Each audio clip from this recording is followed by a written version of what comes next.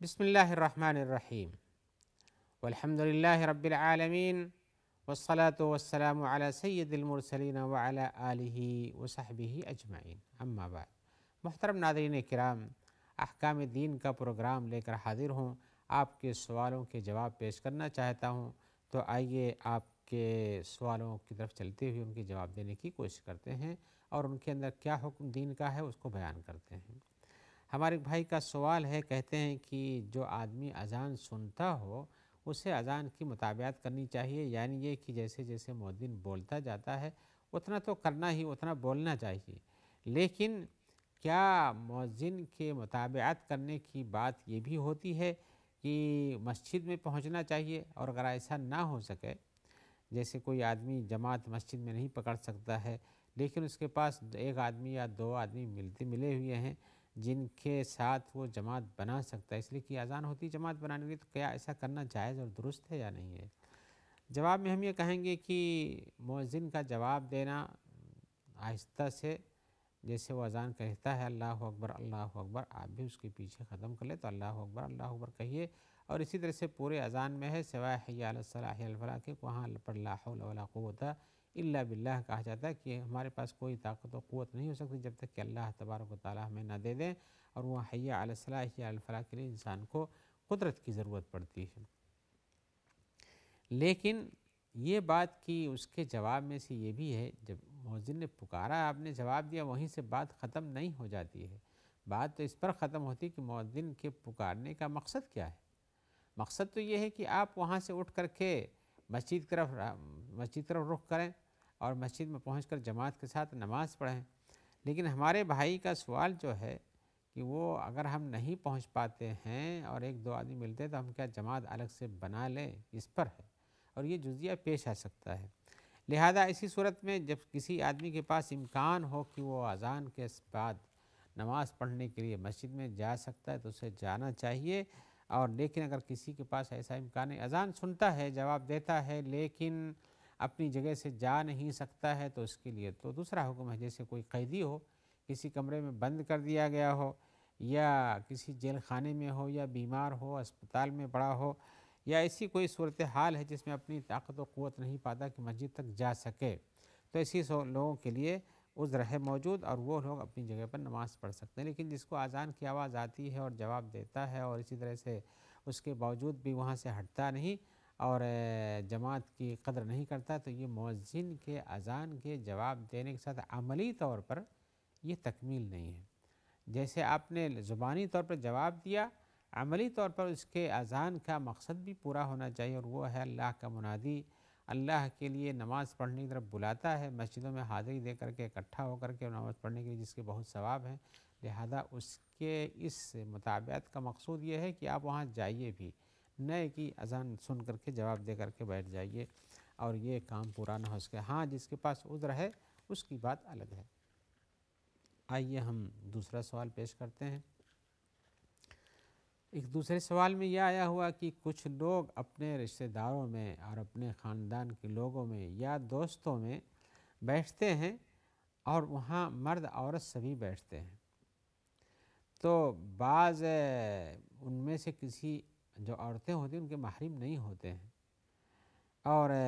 آپس میں دوسرے سے بات کرتے ہیں، یہ کہہ رہے ہیں، ساتھ میں یہ بھی ہم کہتے ہیں کہ یہ باتیں کوئی عشق و محبت کی، پیار و محبت کی ایسی خرافات کی باتیں نہیں کرتے ہیں،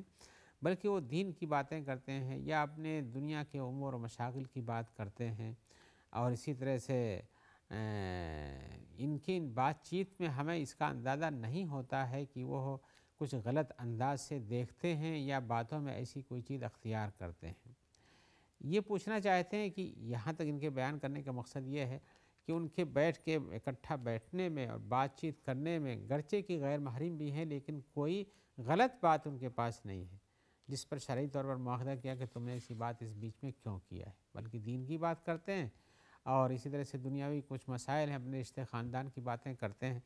تو یہ پوچھنا چاہتے ہیں کیا ان لوگوں کا اس طرح سے یہ رہنا، بات چیت کرنا، یہ بھی نیک کاموں میں اس کا شمار ہو سکتا ہے،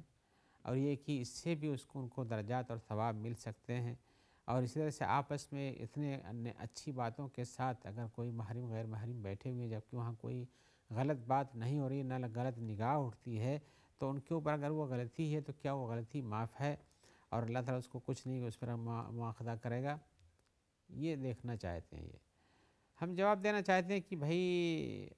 جو قرابت دار ہیں، جو محرم ہیں عورتوں کے، ان کا آپس میں بیٹھنا، بات چیت کرنا، اس میں کچھ حرج نہیں ہے، وہ تو صحیح ہے، لیکن اس کے باوجود بھی عورتوں کا اپنے قرابت داروں کے ساتھ جن کے پاس محرمیت نہیں پائی جاتی ہے، اگر اپنے گھر کے اور مردوں کے ساتھ مل کر کے بیٹھی ہوئی ہیں تو انہیں بیٹھنے سے تو روکا نہیں جا سکتا ہے، لیکن بیٹھنے کے جو اصول ہیں اس مجلس کے، اس کو اختیار کرنا چاہیے، یہ کہ پردے سے رہیں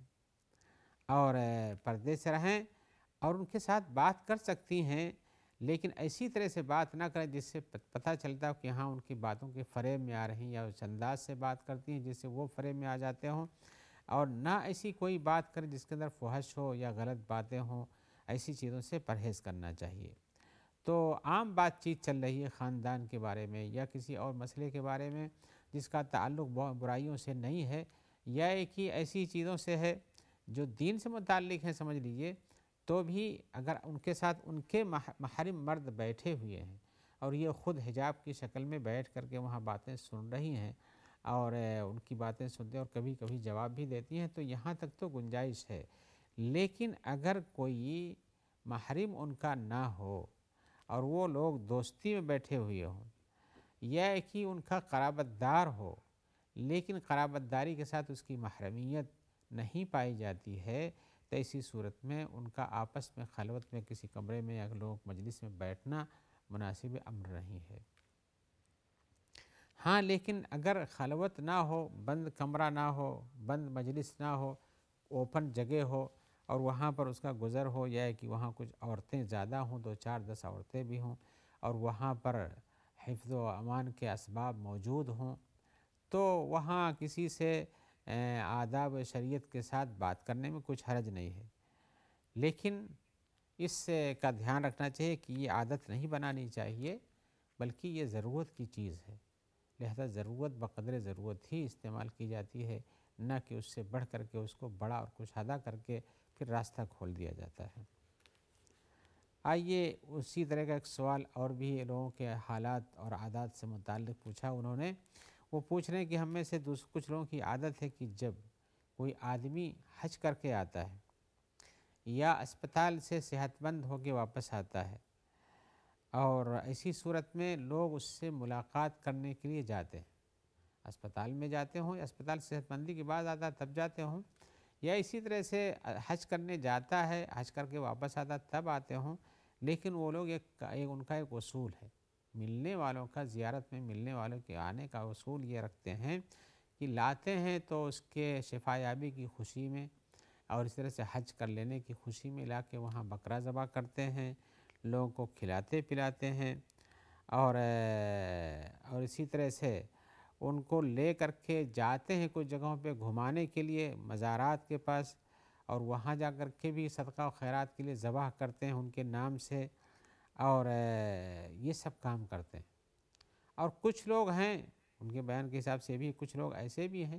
جو انہی سب تکالیف اور اخراجات کی بنیاد پر ملنے ہی نہیں جا پاتے ہیں۔ بھئی کسی کے پاس بکرا خرید کے ذبح کرنے کے لیے یا ان کی طرف سے صدقہ و خیرات بڑھ چڑھ کے کرنے کے لیے پیسہ نہ ہو، وہ قرابت داری ہو، تو اسی صورت میں سب کے بیچ میں کیوں جا کر کے اپنی سبکی کرے گا، اپنی بے عزتی کرے گا؟ وہ جاتا ہی نہیں ہے، یعنی زیارت کے لیے سوچتا ہے، حق جانتا ہے، لیکن انہی مشکلات کی وجہ سے نہیں جاتا ہے۔ تو یہ کہہ رہے ہیں کہ اس میں ایک طرف سے حرج بھی ہے، ایک طرف سے اچھائی ہے، ایک طرف سے حرج بھی ہے، اور اس میں کچھ احکام ایسے بھی ہیں جو کہ بلا ضرورت کے ہیں۔ تو کیا ایسی صورت میں ایسے لوگوں کا جو نہیں جا پاتے ہیں، وہ اسباب نہ ہونے کے پاس، اخراجات نہ ہونے سے ان کے اوپر کچھ گناہ ہے، یا ایسے لوگ جو کہ وہاں جا کر کے بیجا خرچ کرتے ہیں جس کی ضرورت نہیں تھی اور کچھ ایسی جگہوں پر بھی لے جاتے ہیں اور خرچ کرتے ہیں جو کہ غلط ہیں، تو ان کے بارے میں کیا ہے؟ کیا وہ گناہ کا کام نہیں ہے؟ تو ہم جو بتانا چاہیں گے کہ یہ چیز جو ہے بلا ضرورت پیسہ خرچہ، شریعت کے امور بہت آسان ہیں، شریعت کے امور بہت آسان ہیں۔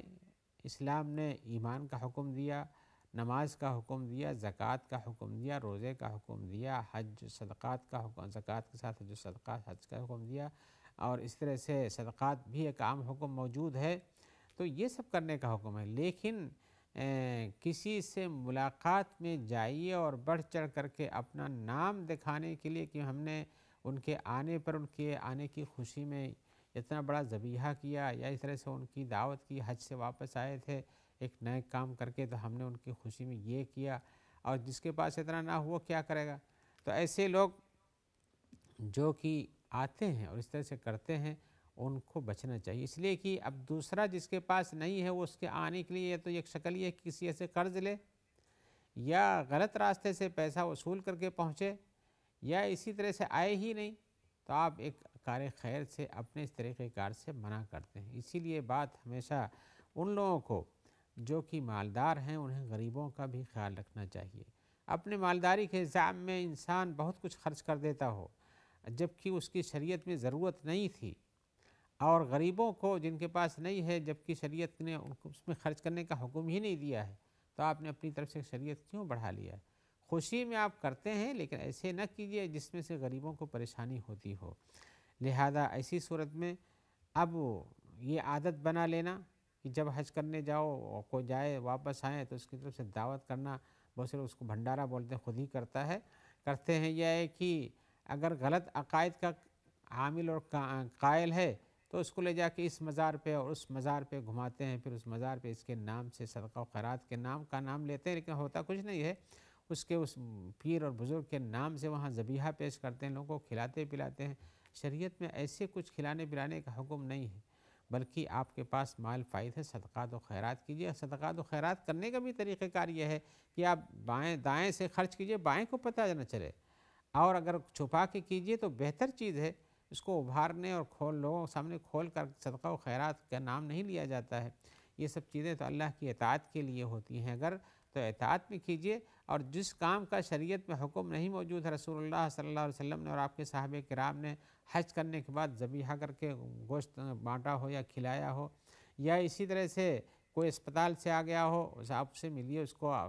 شفایاب ہونے کی خوشی میں شریک ہوئیے اور اس کو تہنیت پیش کیجیے، یہ سب صحیح ہے،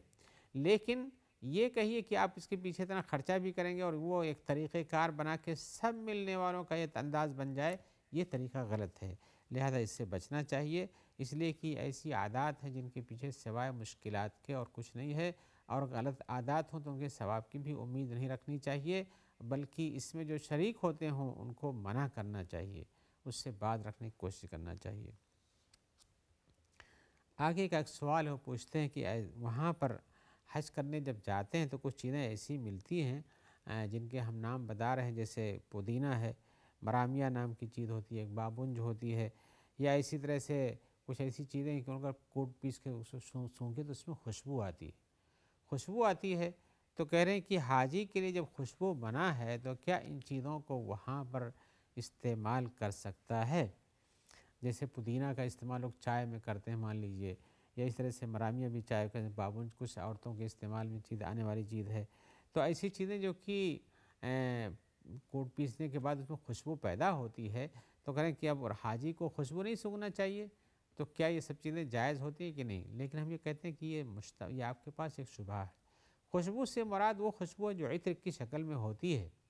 اور اسے تیار کیا جاتا ہے اور اس کو استعمال کرتے ہیں، جسے ہم خوشبو کا نام، عطر کا نام دیتے ہیں، لیکن یہ چیزیں جو کہ فطری طور پر ہیں اور اس میں سے کسی کے اندر خوشبو ہے، کسی کے سونگھنے میں بو نہیں آتی ہے، تو اس کو استعمال کرنے سے شریعت میں نہیں روکا گیا ہے۔ لہذا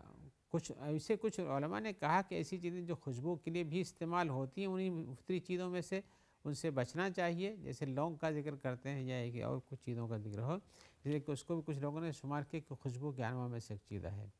لیکن یہ ہے کہ ایسی چیزیں جو کہ پودینہ وغیرہ جیسی ہیں اور ان کے استعمال سے آپ کو خوشبو ملتی ہے کچھ، تو اس کو خوشبو نہیں کہتے، اس پودے کی خوشبو ہے جس کو آپ محسوس کرتے ہیں، خوشبو کے لیے استعمال نہیں کی جاتی ہے یہ، تو اس کے اور بھی فوائد ہیں، لہذا اس کو چائے میں یا قہوہ میں یا کہ مشروبات میں استعمال کرنا کوئی حرج نہیں ہے، حاجی کے لیے بھی غیر حاجی کے لیے بھی۔ آئیے ایک اور چیز طرف چلتے ہیں، وہ بھی لوگوں کی عادات یا استعمالات سے متعلق ہے۔ وہ یہ ہے، کہتے ہیں ہمارے بھائی کی عقیقہ کرنا بچے کا مشروع کام ہے، یہ ہم سب جانتے ہیں، لیکن کچھ لوگوں نے یہ عادت بنا رکھی ہے کہ عقیقہ کرنے کے لیے پورے گاؤں والوں کی اور پورے رشتہ داروں کی دعوت کرتے ہیں، پورے قبیلے کو کہیں بلا لیتے ہیں، اور بعض پڑوسیوں کو بھی بلا لیتے ہیں، اس قبیلے کے پڑوس پر قبیلوں کو بھی بلا لیتے ہیں، اور گویا کہ پورا خاندان اکٹھا ہو جاتا ہے۔ اور اب ایسی صورت میں آدمی کے پاس عقیقہ کرنے کے لیے لڑکے کی طرف سے دو بکرا ہے اور لڑکی کی طرف سے ایک جانور ہے، تو ایسی صورت میں اتنے سارے لوگوں کی دعوت کے ساتھ یہ چیز ناکافی ہو جاتی ہے۔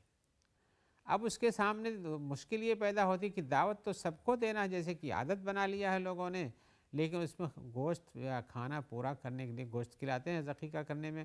تو اس کو پورا کرنے کے لیے انہیں کئی بکرے خریدنے پڑتے ہیں، بہت خرچ کرنا پڑتا ہے، اور اسی طرح سے بہت سارے اخراجات کے ساتھ لوگ ان کی مدد کے لیے بھی مضطر ہوتے ہیں کہ چلو بھائی اس کی مدد کر دیں، اسے عقیقے میں سارے خاندان کو، سارے قبیلے کو، سارے دوستوں کو، احباب کو بلانا ہے، تو اس کی مدد کرنا چاہیے، لہذا ایسا کر کے خرچ کرتے ہیں۔ اس میں دو طرف سے تکلیف ہے، تو وہ پوچھنا چاہتے ہیں کہ کیا یہ اس طرح سے مال ضائع کرنا جو ہے یہ جائز ہے، یہ مال کو خرچ کرنا درست ہے یا نہیں درست ہے؟ تو ہم یہ بتائیں گے کہ بھائی حقیقت میں شریعت نے کے اندر تو عقیقہ صرف بچے کی طرف سے، یعنی لڑکے کی طرف سے 2 بکرا بکری ہے جو کہ قابل ذبح ہوں، یعنی قربانی کے قریب ہوں یا اس جیسے ہوں، اور لڑکی کی طرف سے ایک ہی ہے۔ ایسی صورت میں اس سے شریعت میں اتنا ہی ہے، شریعت میں اتنے سے عقیقہ ہو جاتا ہے۔ پھر آپ نے عقیقے کی دعوت کو اتنا بڑا کام بنا دیا ہے جس کے اندر لاکھوں کے خرچ کر ڈالیں آپ، اور اسی طرح سے یہ پوری چیزیں کر لے جائیں، دوسروں کو بھی بلائیں، دوسروں سے پیسہ لیں، قرض لیں، یہ سارے کام منع ہیں۔ لہذا آپ کو قرضہ لینا، پیسہ لینا یا دوسروں کے اس کام میں مدد کرنا جو کہ شریعت کے اصولوں میں سے نہیں ہے، شریعت کے اصولوں میں سے 2 بکرا تھا یا 1 بکرا تھا،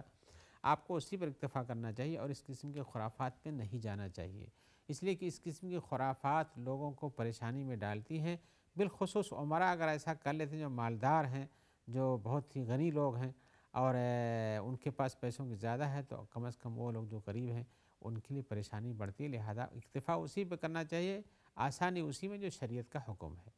لہذا اسی پہ اکتفا کیجیے اور مسرفین اور بیجا خرچ کرنے والوں میں سے نہیں بننا چاہیے۔ آئیے اسی جواب کے ساتھ آج کا اس پروگرام کے اخیر میں ہم دعا گو ہیں کہ اللہ تعالیٰ آپ کو خیریت سے رکھے، اور جو لوگ آپ تک اس پروگرام کے پہنچانے میں مددگار ہوتے ہیں ان سب کو بھی اپنی عافیت عطا فرمائے اور اجر جزیل عطا فرمائے۔ السلام علیکم ورحمۃ اللہ وبرکاتہ۔